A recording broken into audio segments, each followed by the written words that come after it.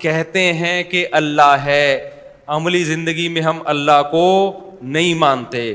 ہم کہتے ہیں کہ ایک اللہ ہے، لیکن ذرا سا کوئی عامل ہمیں کسی اور چیز پہ ڈال دے نا تو ہم اس پہ لگ جاتے ہیں. زبان سے ہم کہتے ہیں آخرت کو مانتے ہیں، عمل سے لگتا ہے آخرت کو نہیں مانتے.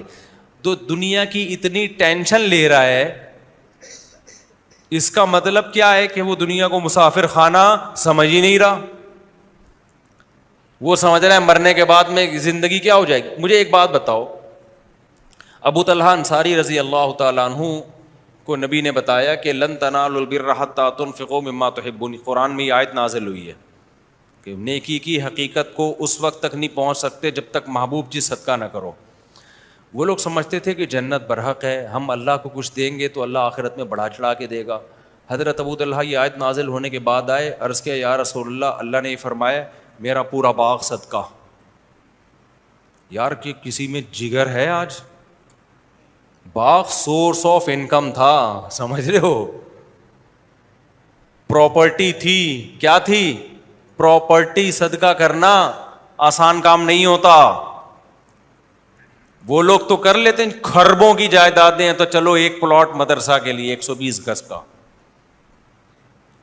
وہ تو کر لیتے ہیں.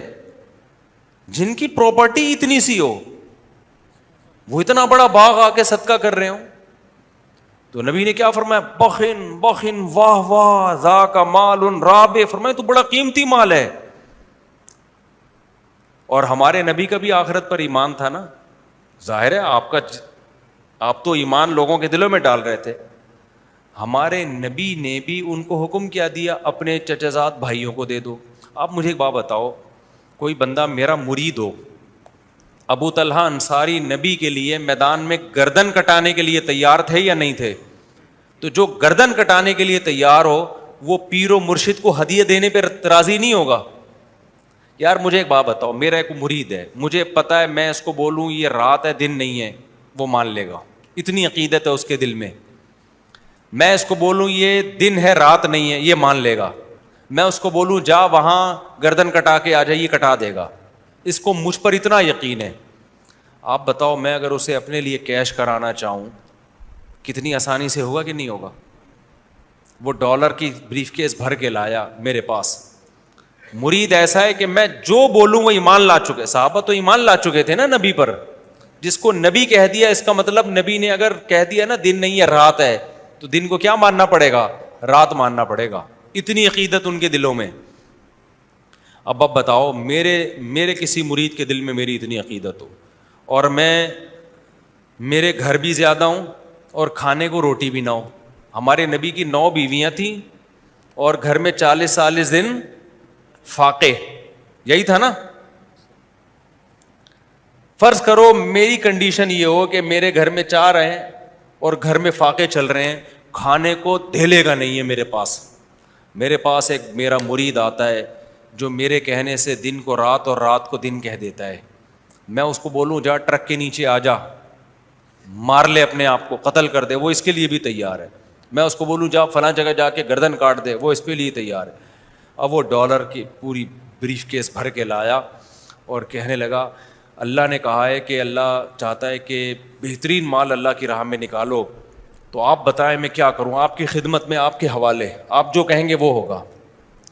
میرے دل میں ذرا سی بھی لالچ ہوگی نا، اور مجھے اپنی باتوں پہ خود اگر مجھے یقین نہیں ہوگا، میں جنت کے فضائل صبح شام سنا رہا ہوں گا لیکن میرے دل میں ذرا سا چور ہوگا، پتہ نہیں یار ہے بھی کہ نہیں ہے. یار میں ان کو بتا تو رہا ہوں کہ جنت بہت زبردست چیز ہے، ایسا نہ ہو کہ ذرا سا بھی چور ہوگا نا میرے دل میں، میں کہوں گا یار پیسے کمانے کا اس سے بہتر آپشن مجھے اب دوبارہ نہیں. میں کہوں گا بھائی مجھے دے دو، کیونکہ شیخ و مرشد کو پیسے دینے سے اللہ بہت خوش ہوتا ہے. جبکہ شیخ و مرشد کے گھر میں فاقے چل رہے ہوں اور شیخ و مرشد جو ہے جس نے تمہیں ہدایت دی ہو اس پہ خرچ کرنے کا جو ثواب ہے نا، او ہو کہیں بھی نہیں. اور مجھے یقین ہے پوری بریف کیس پکڑا کے چلا جائے گا، پوچھے گا بھی نہیں. لیکن اگر ایسے موقع پہ میں اسے کہہ رہا ہوں, میرے دل میں آتا ہے کہ یار جتنا اس کے لیے جنت میں جانا ضروری ہے اتنا ہی میرے لیے بھی, مجھے اللہ نے اس کا رہبر بنا کے بھیجا ہے, اور قرآن بار بار رشتہ داری جوڑنے کا حکم دیتا ہے, تو آج بہترین موقع ہے کہ اس کو میں رشتہ داری جوڑنا سکھا دوں. تو میں کہوں گا اپنے چچا بھائیوں کو دے دو جا کے, تاکہ تمہیں پتہ چلے اسلام میں رشتوں کی کتنی ویلیو ہے. خدا کی قسم, محمد صلی اللہ علیہ وسلم نے جو 23 سال میں انقلاب دنیا میں لے کر آئے ہیں نا, یہ سیرت تھی نبی کی, جس کو دیکھ کے صحابہ کرام نے ایسی آگ بھری ہے, ان کو یقین آ گیا کہ واقعی جنت برحق ہے. اس لیے کہ جو جنت کے فضائل سنا رہا ہے وہ جنت کا سب سے زیادہ مشتاق ہے, اور وہ پریکٹیکلی کر کے دکھا رہا ہے کہ مجھے اللہ کے وعدوں پر جتنا یقین ہے اتنا تمہیں نہیں ہو سکتا. آج جو لیڈر ہے نا, لیڈر جو پیر و مرشد بنا بیٹھا ہوتا ہے, مریدوں کو پتا ہوتا ہے سب سے زیادہ دنیا کی محبت اسی کمبخت کے دل میں ہے. ہمارے ٹکڑوں پہ تو چل رہا ہے یہ سارا, تبھی ہر بیان میں مرید پیر پہ خرچ کرنے کے فضائل آ رہے ہوتے ہیں. بعض پیر ایسے, بعض تو ایسے پیر ہے, میں نے کسی مرید کو بھیج دیا ان بزرگ سے جا کے بیعت ہو جاؤ, وہ 2 نمبر پیر, مجھے کیا پتا تھا, میں سمجھتا بھائی ماشاءاللہ بڑے نیک ہیں. وہ کہتے ہیں یار یہ تو اپنے پہ خرچ کرنے کے فضائل سنا رہے ہوتے ہیں.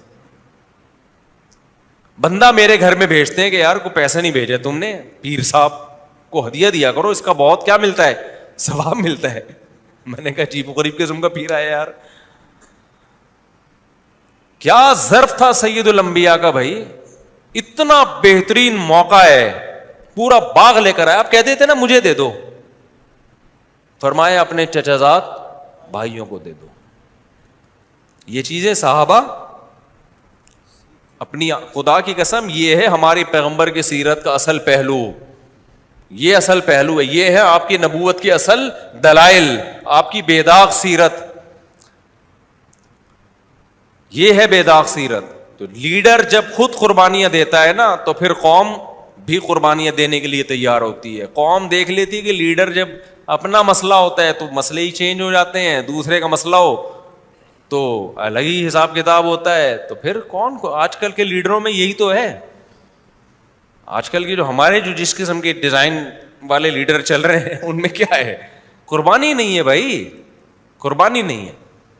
تو کیسا نبی صلی اللہ علیہ وسلم کا آخرت پر ایمان. غزوہ احد میں جب صحابہ کے قدم اکھڑے ہیں, کیسا حملہ ہوا ہوگا نا کہ صحابہ کے قدم اکھڑ گئے, لیڈر کے قدم نہیں اکھڑے, اور آپ کے دانتوں پہ پتھر آ کے لگ رہے ہیں, دانت مبارک آپ کے ٹوٹ گئے. تو صحابہ یہ دیکھ رہے تھے کہ بھائی جو یہ جنت کی باتیں کر رہے ہیں نا, اگر ان کا مقصد دنیا ہوتا, معاذ اللہ جھوٹ بولا ہوتا انہوں نے, تو آج یہ میدان میں اکیلے نہ ڈٹتے. کیونکہ دنیا کے لیے سب کچھ کر رہے ہیں نا, تو پھر دنیا ہی جب جا رہی ہے بھائی, قتل ہی ہو رہے ہیں, تو پھر کیا فائدہ. اور یہی حکمت تھی ہمارے نبی صلی اللہ علیہ وسلم نے غربت کو اختیار کیا. اگر آپ دولت کو اختیار کر لیتے وہ بھی جائز تھا, سلیمان علیہ السلام کے پاس دولت نہیں تھی کیا, ہمارے نبی نے غربت کو اس لیے اختیار کیا کہ آپ آخری نبی ہیں. آخری نبی نے اپنی طرف اعتراضات کی جو انگلیاں تھیں نا, جو آپ کی طرف اٹھ سکتی تھیں, ان تمام اٹھنے والی انگلیوں کا راستہ بند کر دیا. ایسی سیرت کے کوئی اعتراض کر ہی نہ سکے آپ کے اوپر کسی بھی طرح سے, ورنہ آپ دولت بھی تو رکھ سکتے تھے, اللہ نے اختیار دیا تھا آپ کو, اور جائز بھی تھا. صحابہ کرام نے دولت نہیں رکھی, دولت بری چیز ہوتی تو ہمارے نبی صحابہ کو رکھنے دیتے, خود نہیں رکھی. فرمایا فاقوں میں ہی رہوں گا میں, تاکہ کوئی یہ انگلی نہ اٹھا سکے کہ یہ سارا معاذ اللہ آپ نے سیٹ اپ بنایا تھا دنیا کمانے کے لیے. نہ بھائی, ہمارے نبی کی سیرت سے پتہ چلتا ہے اس میں دنیا کی محبت کا کوئی دخل نہیں ہے. ایک اور میں مثال دے کے, ابھی اذان کا ٹائم ہو رہا ہے, بس جلدی سے مثال دے دوں. آپ مجھے بتاؤ, میں اگر کہیں پڑا ہوا ہوں غربت میں, میرے مریدین آئیں اور دیکھیں کہ استاد جی کو تو ہم سمجھتے تھے لینڈ کروزر میں گھوم رہے ہیں, میں سمجھتے تھے ریوو میں گھوم رہے ہیں, اور یہ آج استاد جی کے گھر میں آئے تو نہ بیٹھنے کے لیے صوفہ, نہ چارپائی, کھجور کی چٹائی پہ استاذ محترم بنیان پہن کے لیٹے ہوئے ہیں, اور استاد جی کے جسم پہ اتنے نشانات, پیر و مرشد کے جسم پہ. تو میرا کوئی مرید آئے اور کہے ہائے استاد جی آپ کی یہ حالت, تو میں کیا کہوں گا, بہترین موقع ملا ہے, مرید بھی کروڑ پتی ہو. میں کہوں گا یار میرا اسٹائل ہی ہوگا, کیا کریں یار, بس اصل میں بس اسی میں خوش ہیں, اللہ نے دیا ہوا ہے, کیا کہ لوگوں کے سامنے بات تو نہیں پھیلائیں گے نا. مانگنے کا پھر یہ اسٹائل ہوگا نا کہ یار اب آپ دیکھو, اب میں بھیک مانگوں, بس ہے جو ہے, مجبور ہے. تو وہ لے گڈی نکال کے دے گا, اچھا مجھے تو پتہ چل گیا, یہ رکھیں آپ, یہی ہوگا نا. ہمارے نبی کے ساتھ ایسا نہیں ہوا.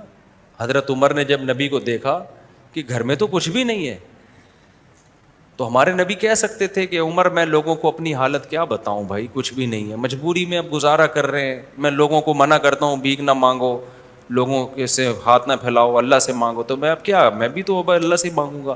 تو حضرت عمر جاتے, ابو بکر عثمان کو لے کے آتے, بھائی اب تعاون کریں. نبی نے کیا فرمایا, فرمایا عمر میں تو تجھے بڑا عقل مند سمجھتا تھا, ہے بھائی تو میری حالت پہ ترس کھا رہا ہے, کیا تجھے پتہ نہیں ہے دنیا مسافر خانہ ہے؟ یعنی اب تک میری تربیت سے اتنا بھی تو متاثر نہیں ہوئے ہیں بھائی.